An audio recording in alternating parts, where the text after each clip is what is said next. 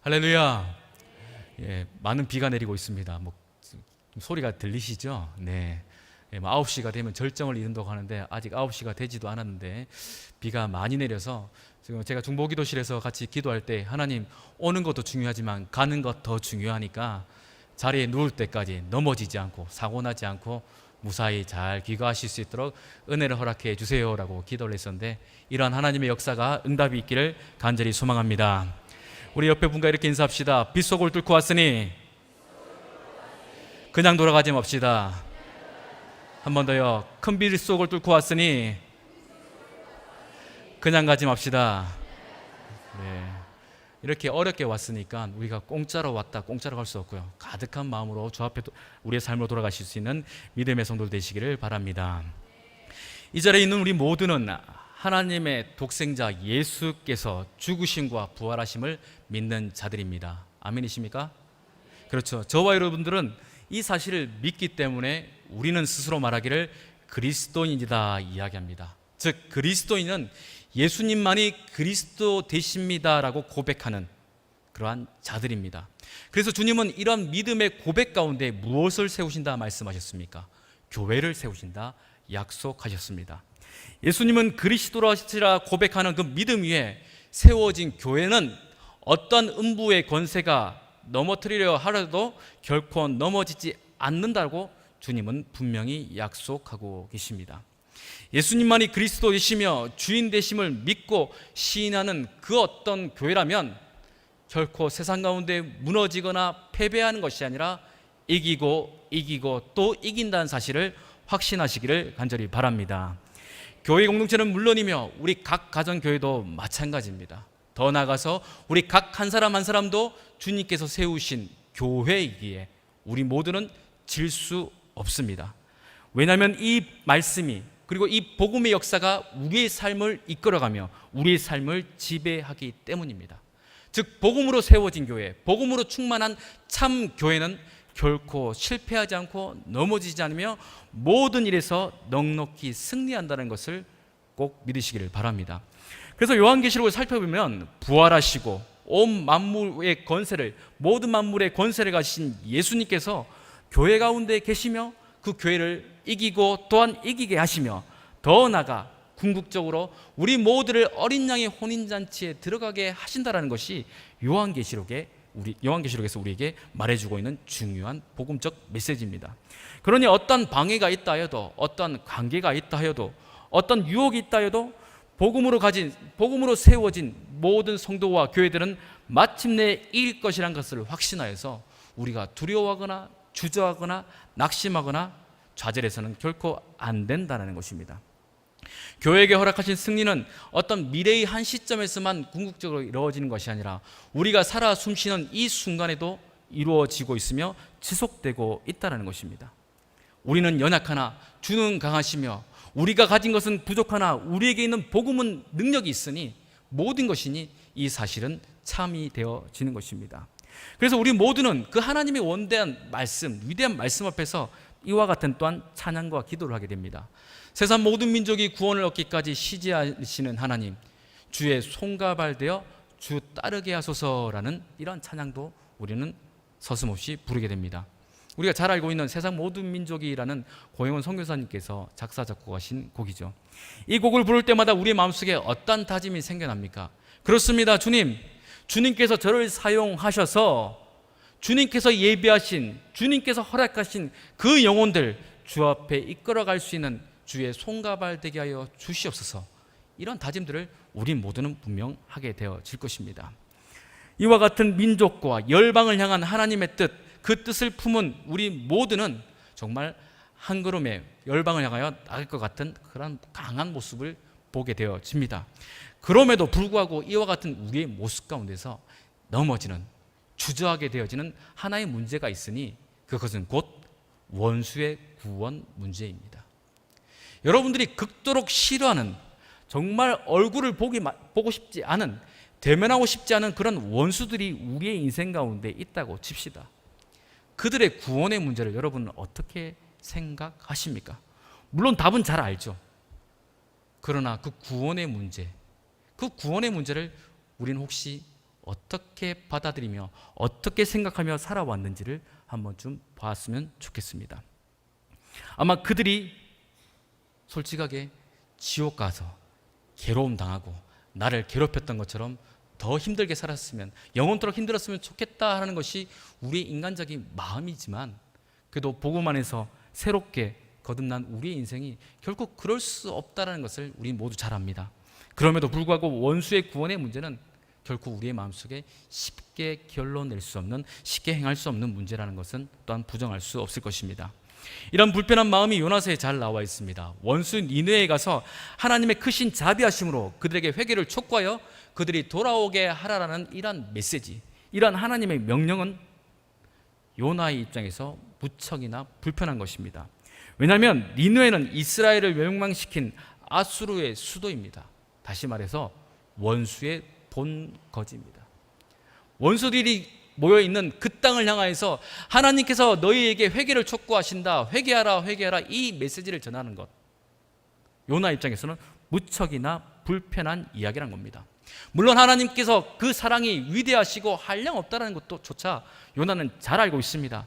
열방을 향한 하나님의 마음이 어떠한지도 요나는 알고 있지만, 그럼에도 불구하고 민족의 원수인 저 니느웨가 하나님의 은혜와 자비, 긍휼로 말미암아 돌이킬 일들을 만나게 되어지는 것 자체는 요나는 쉽게 허용할 수 없는 문제라는 겁니다.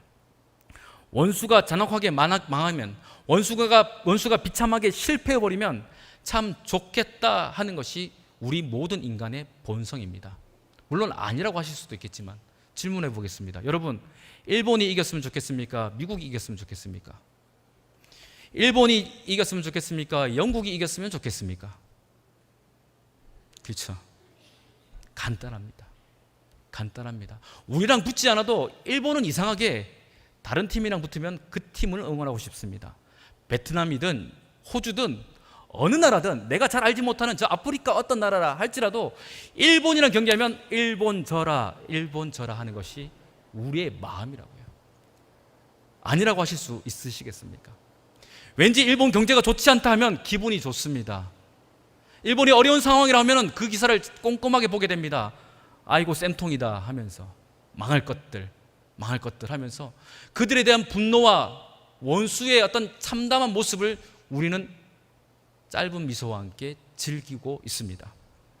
결국 우리의 마음속에는 저 원수가 잘 되는 것은 원하지 않는다라는 거예요. 물론 일본 저들도 구원의 대상이고 사랑해야 될 대상이지만, 이 비 오는 날 혹시 저 어떤 TV에서 일본과 한국이 축구를 하고 있다면 여러분 어떻게 하시겠습니까? 예배 안 오고 치킨 시켜서 대한민국 응원하시지 않겠습니까? 어떤 목사님이 그런 얘기를 하더라고요. 비 오는 날 대한민국 한일 축구할 때 그때 주님 오실지 모른다, 뭐 그런 이야기도 하시긴 하던데, 어쨌든 우리의 마음속에 저 원수를 향한 불편한 마음들은 분명 부정할 수 없을 것입니다. 프랭클 루박이라는 어떤 사람이 자신의 책에서 이렇게 이야기합니다. 오늘날 세상에서 말하는 원수를 대하는 세 가지 방법이 있습니다. 첫째, 그들을 죽여라. 둘째, 가능한 한 그들을 멀리하라. 셋째, 그들을 친구로 삼으려고 노력하라. 그러나 예수님은 이 세 가지 방법 모두를 뛰어넘으셨다. 그분은 넷째 방법을 시도하셨다라고 하셨습니다. 그러면서 이어서 하는 말이 누가복음 6장 35절의 이야기를 합니다. 우리 같이 한번 읽어보겠습니다. 오직 너희는 원수를 사랑하고 선대하며 아무것도 바라지 말고 구워주라. 그리하면 너희 상이 클 것이요 또 지극히 높으신 이의 아들이 되리니 그는 은혜를 모르는 자와 악한 자에게도 인자하시니라. 무엇이라 얘기합니까? 원수를 어떻게 하라고요? 사랑하고 더 나아가서 선하게 대라고 이야기합니다. 한번 생각해 보시죠. 원수 같은 사람 있지 않습니까? 그에게 선하게 대하는 것, 그를 사랑하는 것, 그를 위해서 축복하고 기도하는 것, 여러분 어떠십니까? 저에게도 이런 원수가 같은 인생들이 참 많았었습니다. 특별히 하나를 꼽아보자면 군대에 있을 때에 그거 참 원수 같은 고참이 하나 있었습니다. 제 소대 고참도 아니었습니다. 그런데 이 양반이 제가 교회 가는 문제로 좀 고집을 피우니까 나 주일날만큼은 교회 가야 됩니다, 교회 가야 됩니다 라고 다짐을 하니까 그 고참이 유독 교회를 싫어했던 사람인가 봅니다. 그러면서 저에게 말합니다. 김정훈, 네가 이렇게 계속 고집을 피우면 내 밑으로 너까지 다 고생해. 왠 줄 알아? 나는 독종이야. 내가 누굴 존경한 줄 알아? 드라큘라 존경해 하면서 저를 무척이나 괴롭혔습니다. 참고로 그분이 옆에 부경대학교 출신입니다. 그때 부경대에 대한 마음이 조금 좋지는 않았습니다. 혹 면접을 보시는 분 꼭 질문하시기 바랍니다. 자네 누구를 존경하는가 했을 때 드라큘라 이러면 좀 깊이 생각해 보시기를 바라겠습니다. 어쨌든 그 고참이 참 저를 힘들게 했습니다. 괴롭혔어요. 이놈 교회 가나 안 하나 하면서 저희 소대에 찾아와서 이런 말로 저런 말로 참 힘들게 했습니다. 그럴 때마다 주님 앞에 할 수 있는 것은 주님 저 원수 하면서 화장실에서 기도했던 적이 한두 번이 아니었습니다. 아마 이와 같은 일들이 우리 삶 가운데 분명히 있을 것입니다. 그러나 그들을 향해서 주님은 무엇이라 말합니까? 사랑하고 선대하라라고 주님은 우리에게 말씀하십니다. 그들의 인생을 살펴볼 때 그들이 나를 괴롭히고 해하면서 떵떵거리면서 잘 먹고 잘 사는 그들의 모습을 바라볼 때 우리의 마음은 무척이나 불안하고 괴롭고 답답하며 무엇으로도 표현할 수 없을 만큼 무너져 버립니다. 더욱이 믿었던 사람에게 당했던 그런 아픔의 이야기가 있다면 어떻게 나한테 그럴 수 있는가 하면서 잠자리를 들다가도 벌떡 일어나 가슴을 치며 밤을 지새웠던 적도 분명히 있으실 겁니다. 그럼에도 불구하고 주님은 원수를 사랑하라 하셨던 그 말씀 한쪽 귀에는 분명히 있고 우리의 마음속에는 있지만 그것에 따라 사랑하고 선대하는 것 정말 쉽지 않은 일인 것이 우리 신앙의 숙제라는 것 분명 모두가 인정하실 것입니다. 이처럼 어렵고 이처럼 힘든 그 일들을 오늘 본문에서 하나님은 아나니아에게 맡기셨습니다. 오늘 보면 아나니아는 사울에게 어떤 존재인지, 아나니아에게 사울은 어떤 존재인지를 좀 살펴봤으면 좋겠습니다. 사도행전 1장 8절 그리고 3절 말씀 한번 같이 읽어보겠습니다. 사울은 그가 죽인 다망을 마땅히 여기더라. 3절입니다. 사울이 교회를 잔멸할새 각 집에 들어가 남녀를 끌어다가 옥에 넘기니라. 1절에 그는 스데반 집사를 말하죠. 그리고 심지어 그는 집에 들어가서 막 남녀를 끌어잡아 넘겼다고 합니다. 그리고 사도행전 9장 1절에서 2절은 또 이렇게 이야기합니다. 함께 읽겠습니다. 사울이 주의 제자들에 대하여 여전히 위협과 살기가 등등하여 대제사장에게 가서 다메섹 여러 회당에 가져갈 공문을 청하니 이는 만일 그 도를 따르는 사람을 만나면 남녀를 막론하고 결박하여 예루살렘으로 잡아오려 함이라. 자, 잘 보십시오. 사울의 행적이 어떻습니까? 이는 교회의 원수입니까? 친구입니까? 원수지 않습니까? 그렇죠. 여러분 잘 생각해 보십시오. 옆에 같이 신앙생활하는 집사님이 어떤 녀석에게 예수 믿는 이유로 끌려갑니다. 예수 믿는 이유로 모함을 당합니다. 그는 우리의 원수지 않습니까? 어떤 사람이 우리 산성교회를 몹시 괴롭힙니다. 너 교회는 왜 이렇게 시끄럽냐? 너는 교회는 왜 이렇게 차량이 많냐 하면서 사사건건 예배 때마다 방해를 한다고 칩시다. 그래도 그 얼굴을 바라보며 형제님 주의 이름으로 사랑합니다가 될까요? 아니면 하나님 저 원수 언제 좀 드러내시렵니까? 라는 마음이 더 들까요?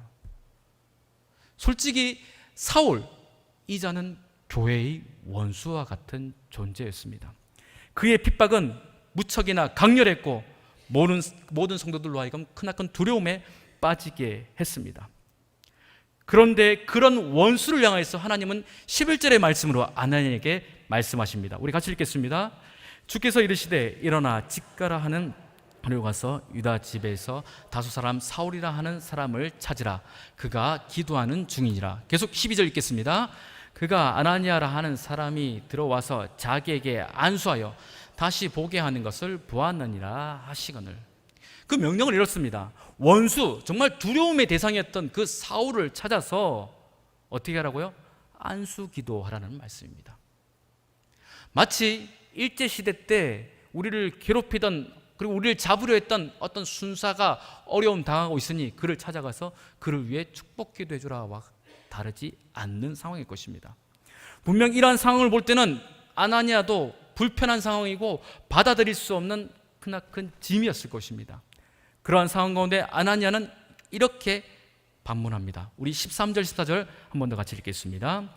아나니아가 대답하여 주여 이 사람에 대하여 내가 여러 사람에게 듣사온즉 그가 예루살렘에서 주의 성도에게 적지 않은 해를 끼쳤다 하더니 여기서도 주의 이름을 부르는 모든 사람을 결박하는 권한을 대제사장에게 받았나이다 하거늘.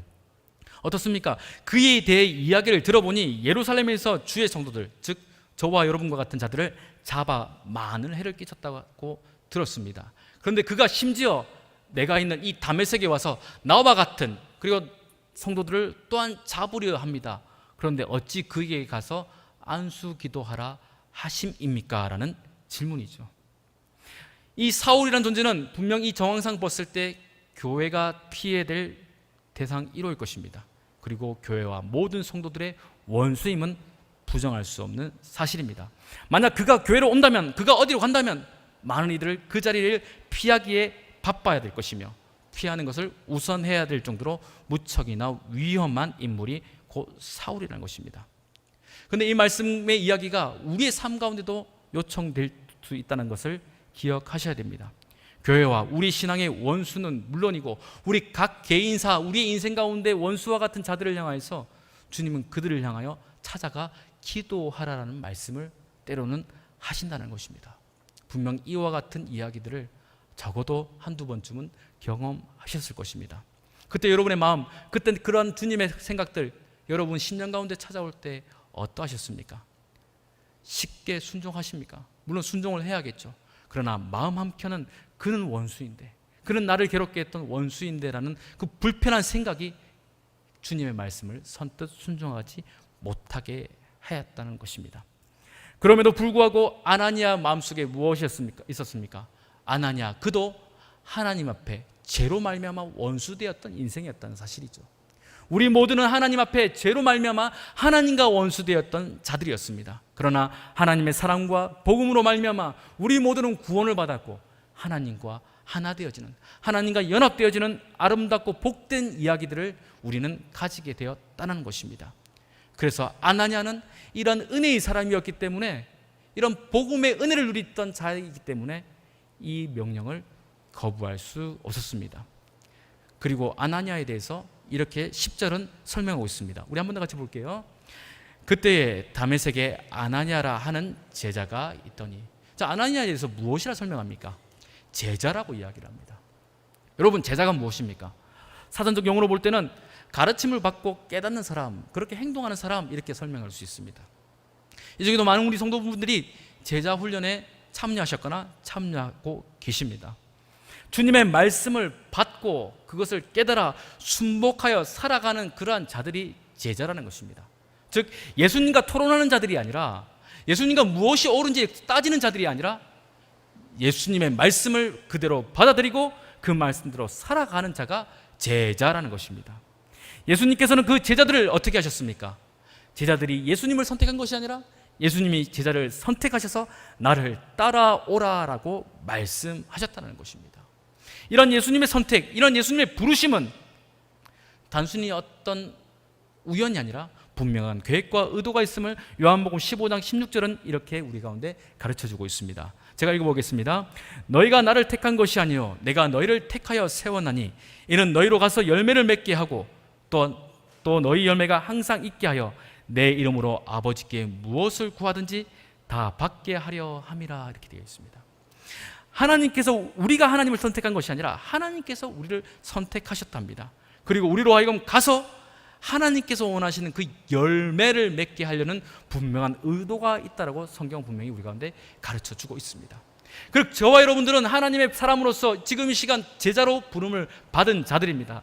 단순히 예수님 믿고 천국 가는 것을 넘어서서 제자의 삶으로 말미암아 가서 열매를 맺는 그 일들이 우리 모두에게 지금 이 시간 계획되어 있고 실현되는 중이며 또한 실현되어져야 될 과업이라는 것입니다. 우리 모두는 이와 같은 제자의 일들, 제자의 사명들이 있다는 사실을 기억하시기를 바랍니다. 제자로 부름받은 이 아나니아, 하나님의 뜻을 그리고 예수 그리스도의 가르침을 온전히 쫓아 살아가야 되는 이 아나니아는 비록 원수라는 그 사울의 문제를 쉽게 받아들이거나 용납할 수 없을 상황이라 할지라도 제자이기에 아멘 하면서 그 뜻이 오르니 그 뜻대로 이루소서라는 고백으로 순복하여 나가게 됩니다. 하나님은 우리 모두를 이와 같은 은혜의 자리를, 이와 같은 놀라우신 일들을 행하셨다는 사실을 꼭 기억하시기를 바랍니다. 복음을 통해 하나님께서 이루고자 하시는 뜻이 무엇입니까? 즉 제자들은 우리를 통하여서 그 복음의 일들을 이루고자 하는 것이 무엇이냐면 우리 빌립보서 2장 10절 11절의 말씀을 통해서 우리가 또한 볼 수 있습니다. 같이 읽어보겠습니다. 하늘에 있는 자들과 땅에 있는 자들과 땅 아래에 있는 자들로 모든 무릎을 예수의 이름에 꿇게 하시고 모든 입으로 예수 그리스도를 주라 시인하여 하나님 아버지께 영광을 돌리게 하셨느니라. 아멘. 즉 이 복음을 통하여서 저와 여러분들이 제자됨을 통하여서 이러한 모든 무릎들이 예수 앞에 꿇게 하는, 그리고 모든 입술이 예수를 주라 시인하는 그러한 일들을 주님은 이루고자 하셨다는 것입니다. 그렇다면 이 모든 자들은 우리 성도들만 들어가는 것이 아니라 원수였던 사울과 같은 자들도 분명히 들어간다는 것입니다. 이런 하나님의 계획이 실현되어질 때, 이런 하나님의 뜻들이 이루어질 때 교회와 성도들이 만나게 될 승리가 실현되어지는 것입니다. 더 나아가서 하나님 나라에 나타날 그 영광이 이와 같은 일들로서 증명되어지는 것입니다.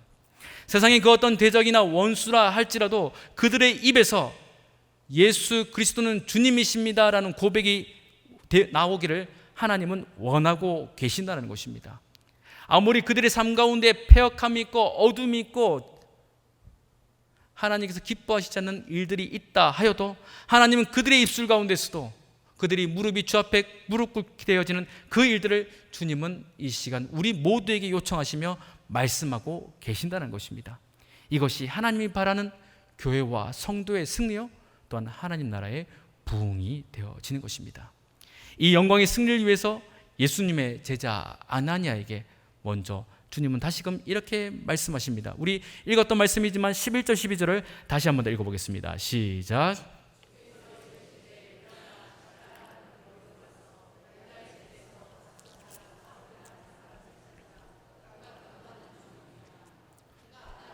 사람에게 들어와서 자기에게 안수하여 다시 보게 하거늘 하시거늘. 자, 상황이 이렇습니다. 아나니아에게 먼저 말씀하시는 것이 아니라 사울에게 먼저 환상을 보여주십니다. 이 이야기가 무슨 이야기일까요? 즉 아나니아는 하나님의 뜻을 쫓아 행동함을 통해서 은혜를 받는 것이 아니라 사울이 받을 모든 은혜들은 이미 하나님의 계획과 섭리 가운데 있다는 사실입니다. 분명히 이렇게 이야기할 수 있겠죠. 하나님, 왜 사울에게 먼저 그런 환상을 보여주셨습니까? 내가 언제 한다고 했어요? 제가 언제 오케이 했습니까? 최소한 협의는 하셔야 되지 않겠습니까? 라는 반문을 할지 모릅니다. 그러나 제자는, 하나님의 백성들은 그것이 하나님의 뜻이라면 네 하는 것이 마땅한 모습이라는 것입니다. 하나님은 이것을 우리에게 요청하고 계시는 것입니다. 즉 사울이라는 사람은 어떤 우연을 통해서 구원되어지는 것이 아니라 어떤 우연을 통해서 하나님의 자녀로 간택되어지는 것이 아니라 하나님의 철저한 계획과 섭리 속에서 실현되어지는 일들이며, 그리고 아나니아라는 제자는 그 하나님의 계획 속에 하나님의 부름을 받았다라는 사실입니다.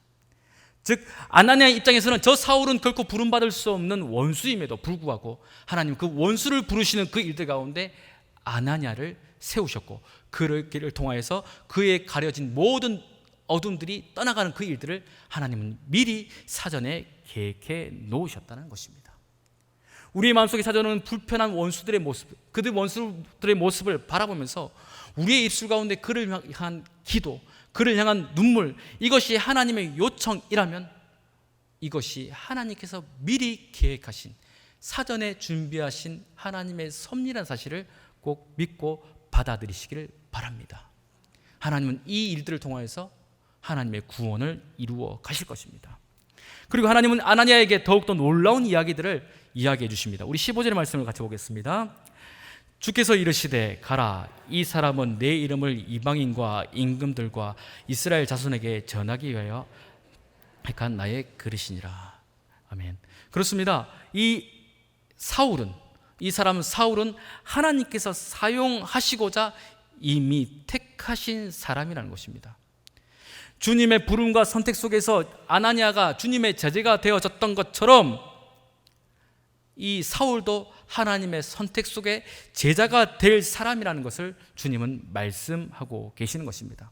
그러니 오늘 이 시간 우리는 우리의 삶 가운데 원수, 우리의 신앙 가운데 원수와 같은 자라 할지라도 하나님이 그를 선택하시고 그를 뜻하셨다면 그 또한 제자가 되어지며 그 또한 같은 하나님의 백성이 될 수 있다는 사실을 꼭 인정하시기를 바랍니다. 이것은 우리의 선택이나 우리의 간택이 아니라 오직 하나님의 주권이라는 것입니다. 어찌 보면 비상식적이고 비논리적인 이해될 수 없는 그 일들을 하나님은 친히 이루어 가신다는 것이죠. 사울 외에도 너무나도 탁월하고 훌륭한 믿음의 제자들이 분명히 당시에 많았을 것입니다.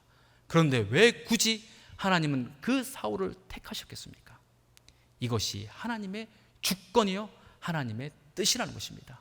비록 성도들은 이해하지 못하나, 성도들은 받아들일 수 없으나 원수인 그 사울을 하나님은 택하시고 그를 부르시고 마침내 주님의 제자 되게 하여 주셔서 그가 함께할 자임을 주님은 말씀해 주시는 것입니다. 즉 원수가 우리 편 되어지는, 원수가 우리의 동지 되어지는 이 사건을 통해서 주님이 말씀하신 궁극적인 교회와 성도의 승리가 실현되어지게 되어지는 것입니다. 원수인 그들, 우리의 마음속에 있는 원수인 그들이 주님께 돌아오는 그 순간, 우리를 통하여 그들이 주님께 돌아오는 그 순간, 그것이 주님이 말씀하시는 교회와 성도의 승리라는 것입니다. 죄로 인하여 우리 모두가 주님 앞에 원수되었던 우리의 모습들, 지난날의 이야기들이 있습니다. 그러나 주님은 지금 시간 저와 여러분들을 이 자리에 부르시고 주님의 제자 되게 하여 주심으로 말미암아 이것이 주님의 승리요 교회의 승리가 되어진 것 같이 앞으로도 이와 같은 일들을 하나님은 계속해서 이루어 가신다는 것입니다. 이 모든 상황들을 깨닫게 되어진 아나니아는 온전히 그 말씀에 순복함으로 그를 받아들일 때 이와 같은 이야기를 합니다. 우리 17절의 말씀을 한 번 더 읽어보겠습니다. 아나니아가 떠나 그 집에 들어가서 그에게 안수하여 이르되 형제 사울아, 주 곧 내가 오는 길에서 나타나셨던 예수께서 나를 보내어 너를 다시 보게 하시고 성령으로 충만하게 하신다 하니. 여러분, 사울을 향하여서 무엇이라 부릅니까? 형제라 부릅니다. 원래 사울이 뭐였습니까? 원수였죠.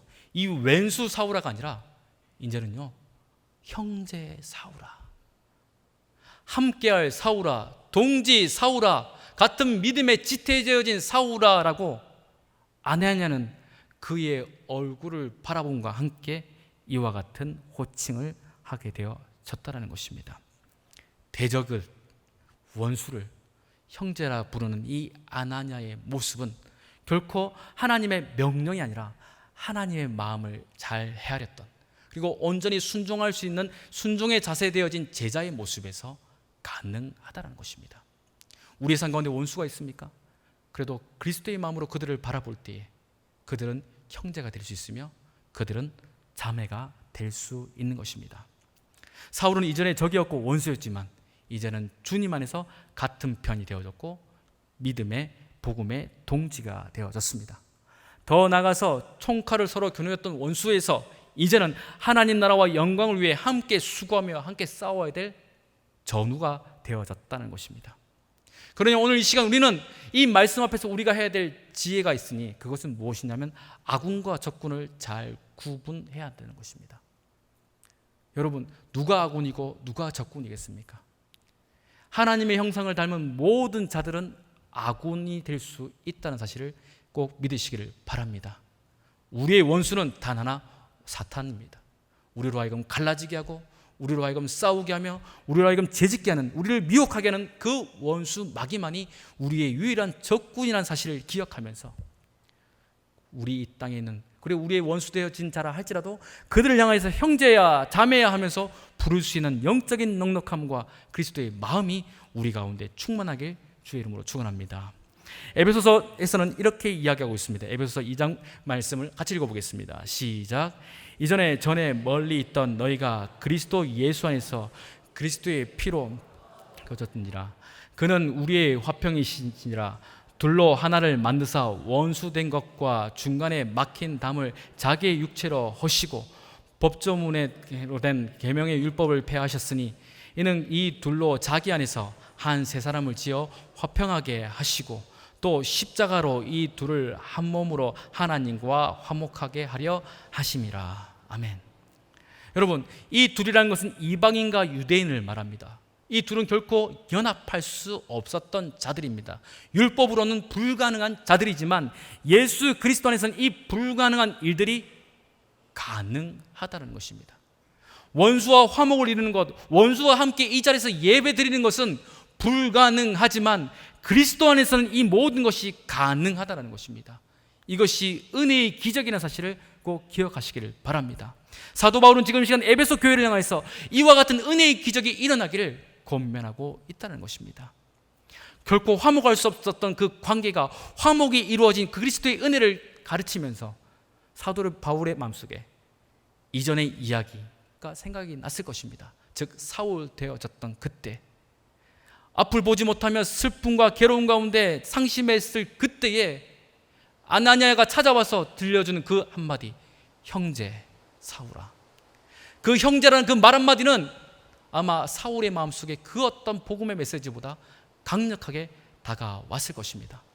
사울도 자기 자신의 일들을 알지 않겠습니까? 자기 자신의 지난날의 과오를 알지 않겠습니까? 그럼에도 불구하고 아나니아가 그리스도 안에서 형제 사울아라는 그 말 한마디로 말미암아 이와 같은 자도, 나 같은 원수도 형제로 여겨주는 그 아나니아, 그리고 아나니아 속에 있는 그리스도의 그 사랑을 사울은 보게 되어짐으로 말미암아 그는 하나님의 사람 되는 일들은 결코 어렵지 않게 되어졌다는 것입니다. 그러니 우리 모두가 지금 이 시간 우리의 원수된 자를 향하여서 그리스도 안에서 형제라 부르는 그 일들, 혹은 자매라 부르는 그 일들은 하나님 나라의 확장이며 원수의 진들이 계멸되어지는 성도와 교회가 만날 승리의 일들이라는 사실을 꼭 믿으시기를 바랍니다. 그 일들을 위해 저와 여러분들은 부름을 받았습니다. 그 일들을 위해 주님께서는 우리 모두를 혹은 원수 앞에 세워주실지 모릅니다. 그러나 그 일들을 주저하지 마십시오. 그 일들을 두려워하지 마시기를 바랍니다. 하나님은 그 일들을 통하여서 우리 가운데 하나님의 승리, 하나님 나라의 확장을 분명 허락해 주실 것입니다. 사울의 그 아름다운 이야기의 첫 단추는 아나니아라는 사람이 끼웠습니다. 우리 중에도 첫 단추를 끼워줘야 될 사람이 필요할 그때에 이 말씀을 듣고 아멘으로 화답하는 우리 믿음의 성도들이 그 일들을 감당하시길 주의 이름으로 축원합니다.